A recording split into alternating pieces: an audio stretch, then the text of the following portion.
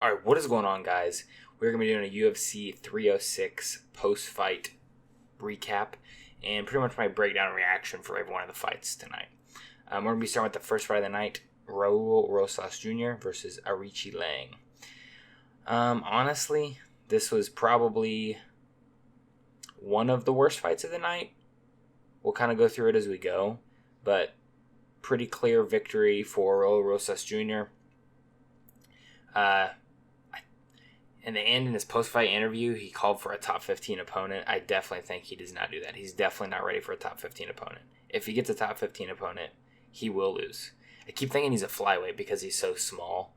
I mean, I really think he needs 2 to 3 more fights before he gets a top 2 or 3 more fights and win those fights before he would get a top 15 opponent. He would keep taking him down, do some ground and pound, but he wasn't really doing a ton of damage. But it was clear enough that you could tell, he won the fight without a shadow of a doubt. All right, moving on up the card. For whatever reason, it's not letting me click into the Edgar versus Joshua Van fight. Talk about a banger. I almost thought this was going to be fight of the night until some of the other fights happened tonight. Round 1, Charles was just chewing up Joshua Van's legs, landing good shots. I'm like, he took the fight too short off of being knocked out. He's just not adjusting very well. And I gave Edgar the first round. Going in the second round, Van comes out strong. Almost gets the finish. He hurts him pretty bad. Takes him down. Gets back up. Then he gets hurt and gets taken down. It was a crazy back and forth in round 2. But when it was all said and done, I believe Van did land the better shots and do more damage in round number 2. So I gave the second round to Van. Going into the third round, Van comes out strong again, just like he did in the second round. And they were kind of trading back and forth. And they're up against the cage, and Van rolls for a heel hook. And he almost gets triangled while doing so. I don't know why. Sometimes people will be in these certain positions and they'll go for submission. Cyril Gane did the same thing. I can't remember who he fought against. I think it might have been Francis Ngannou.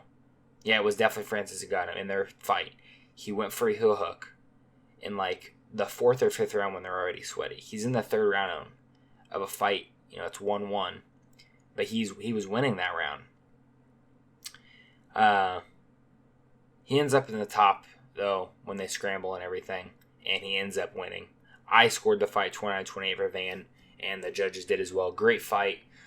Excited to see Van continue on, maybe take a couple months off and then get back in there in January, February, something like that, or maybe December. Maybe. Moving up the card, we have Yasmin Howardi versus Ketlin Sosa. I really didn't have high hopes for this fight. I really did not think it was going to be a good fight at all. And in the first round, they do back-to-back shots to each other's groin, like within like a minute of each other. And the ref, I think it was, I can't remember who the ref was, but he's like, come to the middle. He's like, you each did one. You each did one. No more. No more. And then shortly after that, Yasmin Howardi gets dropped badly with a left hook. I mean, they showed it in the replay. It looked like she was almost out cold. But she doesn't. She gets back up on her knees, tries to get up, gives her back up, gets rear naked choked, out cold. I honestly thought, like, watching that live, I thought that it could have been stopped a little sooner. I thought the ref let it go too long. I think she was probably out a couple of seconds before it was stopped. It kind of sucks because she was definitely winning that fight. Like, beforehand, like, even if, take these strike numbers how you will. I don't 100% think these are accurate. But she was winning that fight up until she wasn't. Moving up on the card, we have Manuel Torres versus Ignacio Bahamondes. Bilal Muhammad was right. He trains at Bilal Muhammad's gym. Bilal Muhammad was in his corner, and he was talking about him. I believe it was on Joe Rogan, about how he's such a good striker and a good training partner that he's been working with. This was a good fight while it lasted. not too long into the fight, Ignacio drops him and almost finishes him. I thought he was going to get him out of there. He gets back up, then he drops him again, and that last time, he finished the fight. Now, Torres was not there to just take, even though he was getting dropped and hurt badly, he was not there to just, he was there to fight. He wasn't going to quit on himself. But it wasn't enough, and Ignacio Bahamondes gets the first round TKO. Good fight while it lasted. Another pick I got wrong. I got quite a few picks wrong on this card, but I got some of them right, and I was happy about that. Speaking of the some that I got right, next fight, Irene Aldana versus Norma Dumont. So some of the other people that I watch were picking Irene Aldana. I have no clue how you can watch the Irene Aldana fight Amanda Nunes and pick her in a fight. There's no way I was picking her, and I didn't. Norma Dumont won I gave her every single round, I believe. Now, to be fair, if this was a 5-round fight and Irene Aldana did not have that ginormous cut on her forehead, I think she could probably finish Norma Dumont. Because Norma Dumont, it was essentially Irene Aldana circling. They were both just circling the whole time. Irene Aldana was nonstop pressure all 3 rounds. She was pressure. And when you're on the back foot so much, like Norma Dumont was, it tires you out. Even though she was just hitting her, throwing punches and kicks, she had good. In the first round, Dumont had good heavy leg kicks and good shots to the head and a good couple of body kicks. I mean, she was just chewing up Irene Aldana's lead leg, but she kept moving forward. Round 2, again, Aldana just more pressure, like nonstop pressure, all 3 rounds. She did land some good shots, but I feel like Dumont landed the better of the power shots. So I also gave Dumont round number 2. And then they also had that, apparently it was a inadvertent head clash is what caused the cut on Irene Aldana's forehead. I'll put a picture up on the screen so you guys can see it if I can find one. And in round 3, I honestly, in between 2 and 3, I thought the fight was going to get stopped. There was so much blood pouring out of that cut, and she was literally wiping it with her shirt.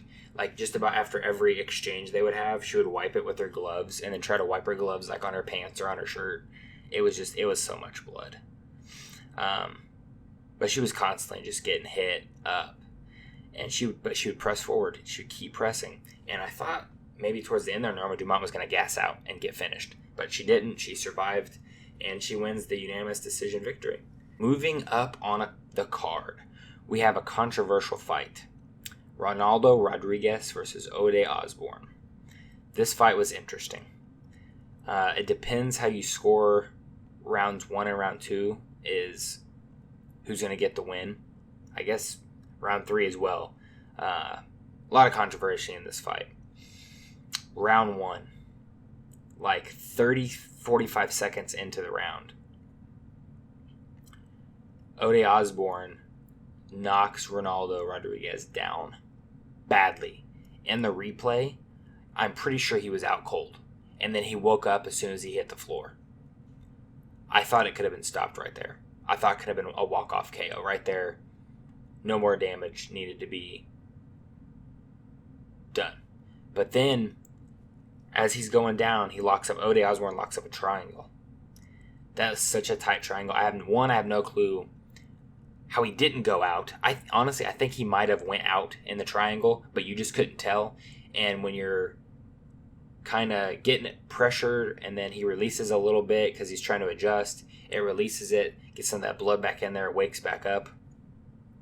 That first round was crazy. And then Ode Osborne, after Ronaldo Rodriguez got out of the triangle and was in Ode's guard, he was landing nasty elbows from bottom. Constantly throwing up elbows. Now, to be fair, Ronaldo Rodriguez did have about 2 minutes of control time. But he was getting smashed with the elbows the whole time. He got dropped badly. I gave 10-8 in the first round for Ode Osborne. Round number 2. Rodriguez shoots in on a takedown. Osborne goes for a guillotine. It's actually tight. Like, he might be able to get the guillotine. But they go to roll over, and he does not have his legs around Rodriguez. So Rodriguez gets out of it. Pretty much, the rest of the fight, he's got floating around, back, mount, side control, guard, just floating around kind of. And I gave Ronaldo Rodriguez the second round 10-8. Or sorry, 10-9, not 10-8. Third round, Osborne, he's getting good jabs, good leg kicks. He gets taken back down, gets back up though. He shoots in on a crappy takedown to Rodriguez. Looks like he's about to get a failed takedown. He's about to get taken down. But he goes for the Kimura sweep, gets the Kimura sweep.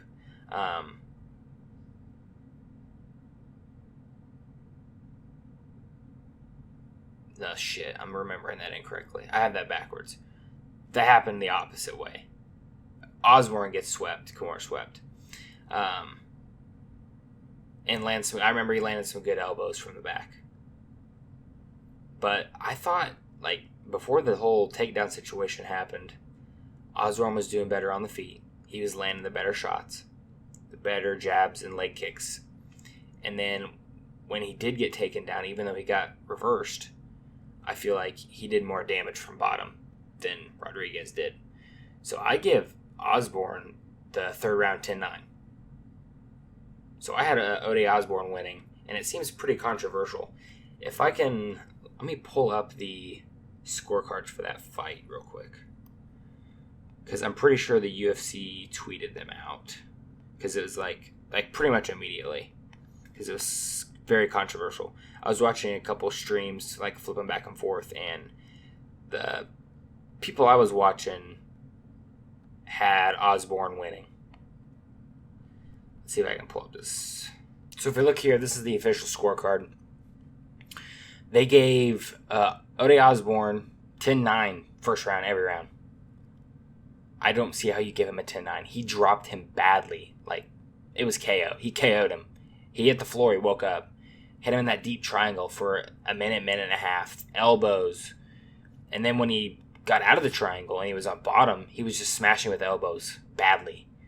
There's no way that's not a 10-8 for Ode Osborne, even on bottom. Rodriguez did not do anything in that round. And then the second round, I don't even see how you give that. I mean, I know he literally controlled him most of the round, but he really didn't do anything. So I give him a 10-9. Even if you do give him a 10-8, let's just say you do give him a 10-8. Round number 3, Osborne did way more damage on the feet. And then when he got taken down, he did damage off his back. I believe this is borderline a robbery. I don't want to call it exactly a robbery, but it's pretty damn close to a robbery.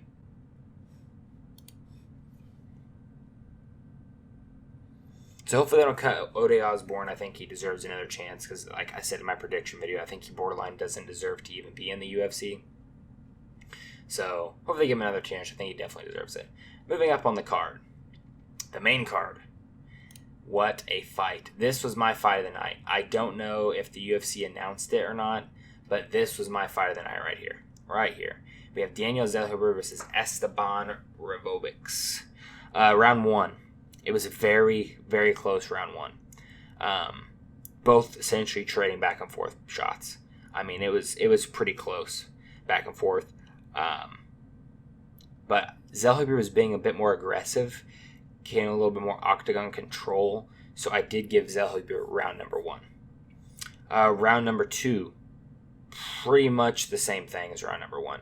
Both just trading punches, kicks, leg kicks, head kicks, body kicks, all across the board, just trading kicks, punches.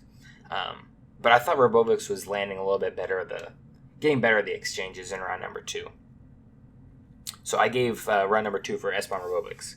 So right now I got a 1-1 going into the third round. So third round kind of starts the same as the first 2 rounds. Zellhuber lands an elbow, hurts him badly, but then shortly after he lands that elbow, he gets eye poked. Ribovics did. So they stopped the fight for a second. And then they start going again. Then Zellhuber gets dropped, and he's getting the pressure, and they're just going back and forth and back and forth. It was crazy. Robovics was trying to finish that fight. He could not get the finish, though. They were just going back and forth with each other. There were multiple times where it was like, oh my gosh, is it going to get stopped? Because Zellier was against the fence, just like bobbing and weaving around these punches. And Robovics was just unloading the punches. It was crazy third round there. But I did score the third round for Esteban Robovics, giving him a 29-28, gave him round 2 and round 3. And he got a split decision victory, which I thought it was pretty clear he won rounds 2 and rounds 3. So we'll be excited to see him in his next fight.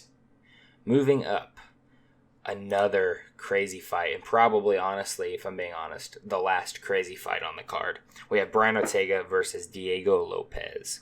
Round number 1 opens up within the first, I think it was like 30, 40 seconds-ish, somewhere in there. Lopez drops Ortega bad, like almost puts him out cold. Drops him, follows up to the ground and pound. I thought it was going to get finished. I really did. Then Lopez is kind of playing the up and down game. Ortega's on his back. Lopez is trying to go in. He lands a good solid up kick on Lopez. That definitely hurt him. After that, he let him back up, and Lopez continued to win the rest of that round. Now, I did notice towards the end of that round, Lopez did look tired. He expended a lot of energy trying to get that finish there. Because, again, it was like the first 30, 45 seconds in the round. So he did expend a lot of energy. At the beginning of round 2, Lopez back to a good start. But then I'm kind of seeing him. He looks like he's tired, and he looks like he's not really throwing a whole lot, and he's trying to conserve his energy. But even though he was doing that and kind of just pacing himself, he still clearly won round 2. So I got Lopez winning round 1 and round 2, 10-9. Going into the third round, Ortega's corner tells him, you need a finish to win this fight. And Lopez knows he's up 2 rounds at that point. Ortega is doing better in the third round in the beginning. Landing good shots. But then Lopez hits him with another left hand. And I really thought he was going to finish him again. Like he was close to finishing him again in the third round. Ortega had a couple good submission attempts. Nothing super crazy. But yeah, had Lopez winning all 3 rounds. All 3 rounds. Calls for a title shot. Here's my problem with that. I think Movsar, even though I'm not a big fan of him, already deserved a title shot, and he's going to fight Sterling. And I think if Sterling wins, he should be in line for a title shot. But I believe Lopez will probably be ready before the winner of Movsar and Sterling. And then we don't know what's going to happen between Max and Ilya. But to be honest with you, I think, as much as I like Diego Lopez, I think Max and Ilya, either one, whoever would be the champion, I think they would be Diego Lopez, regardless. I think if he fights Ilya, he's going to get knocked out. And if he fights Max, I think he'll lose in like the 4th, 5th round. Because Lopez tends to gas towards the end of his fights. It's kind of, he puts a high pace on his fights. So it's kind of understandable. It's not conducive for, doing that for 5 rounds straight. So, but still great fight. Great fight. I really thought Lopez was going to finish him in like the first minute, but he didn't. Moving up, co-main event. Last 2 fights were kind of Co-main event. Essentially, the same thing happened all 5 rounds. They would trade a little bit on the feet. Shevchenko would land the better. She would get the better shots on the feet. And then she would get a takedown and hold her down for the rest of the round. Not doing a whole lot on the ground, just pretty much maintaining control. Throwing a few little pitter-patter shots here.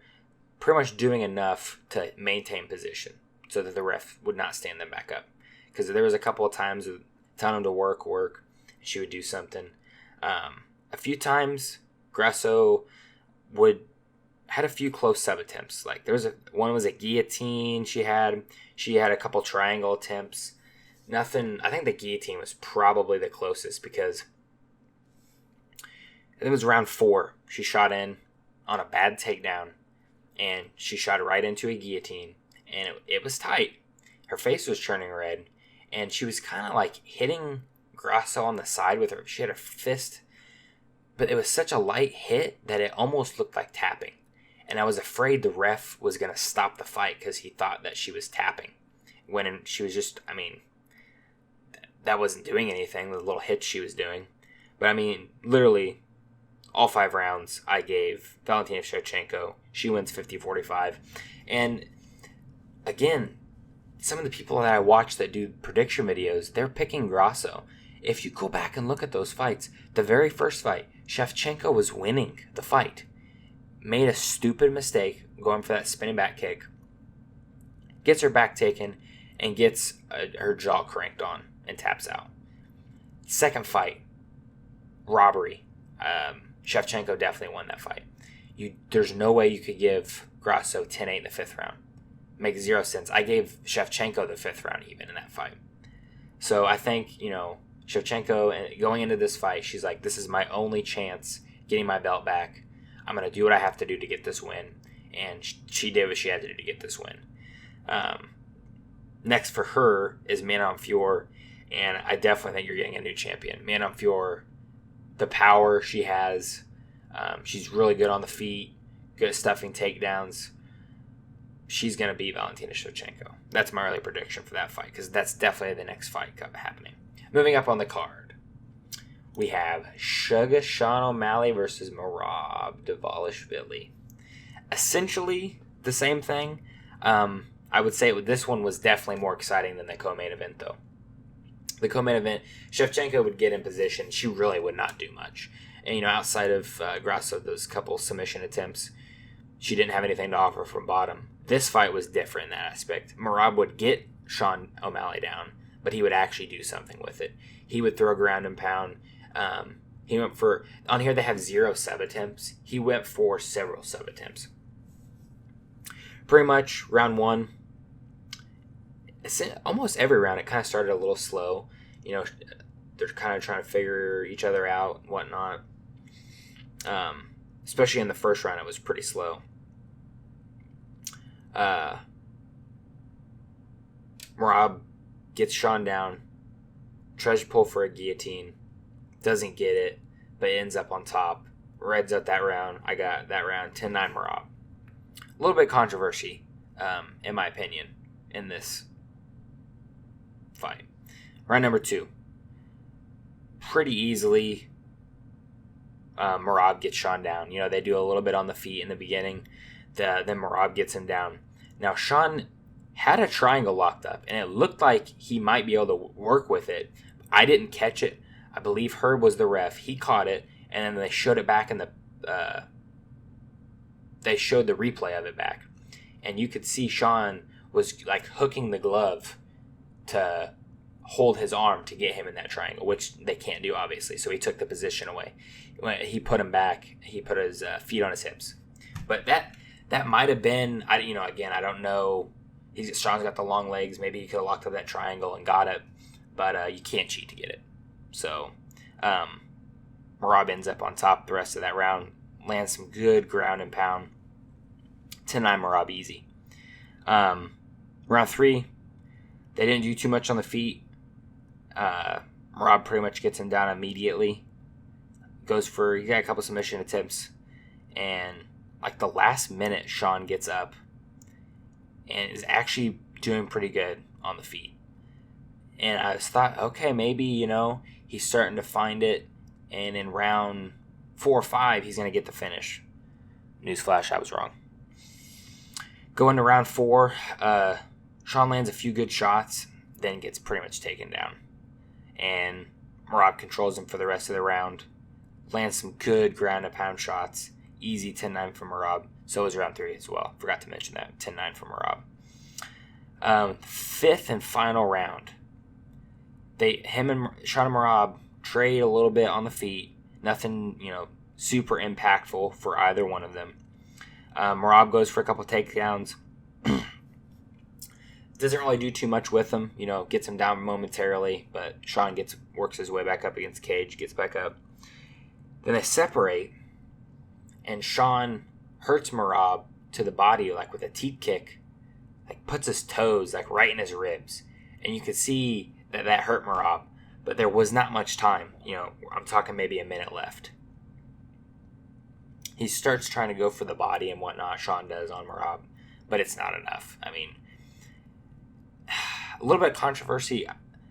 He knew he was down 4 rounds. I just feel like he didn't go for it enough. Obviously I'm not in that position. I don't know what it's like.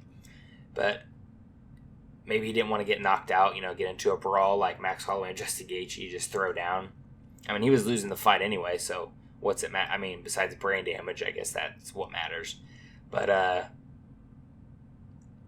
didn't really, like, every time they would show the corner of O'Malley, they were kind of doing some wacky stuff in the beginning, like the first 15 seconds of the fight.